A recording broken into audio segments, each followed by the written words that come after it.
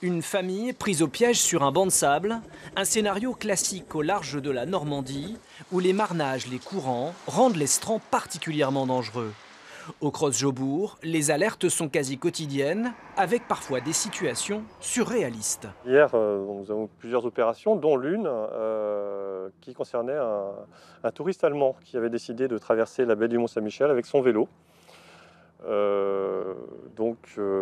Évidemment, il s'est fait rattraper par la marée. Le Mont-Saint-Michel et la côte ouest du Cotentin, où les pêcheurs à pied sont très nombreux, figurent parmi les zones à risque.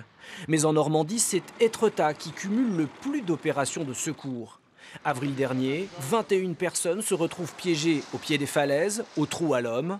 La mairie a depuis décidé de mettre à l'amende les touristes inconscients. On est vraiment dans le domaine de la responsabilité d'un maire, c'est-à-dire que le maire, dans sa tâche de police, a le pouvoir effectivement de sanctionner. Et s'il estime qu'il y a vraiment des imprudences, il est tout à fait dans son rôle en voulant mettre en place un dispositif répressif permettant de faire comprendre aux gens qu'on ne fait pas n'importe quoi.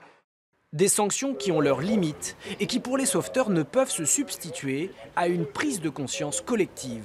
Je crois qu'il y a de plus en plus de touristes qui ne connaissent pas forcément les configurations locales et qui croient que la mer, c'est un lieu simple, de plaisir, mais c'est un lieu compliqué. Un message relayé sur les radios et les réseaux sociaux. En 2017, 100 personnes isolées par la marée ont été secourues, un chiffre qui a triplé en 3 ans.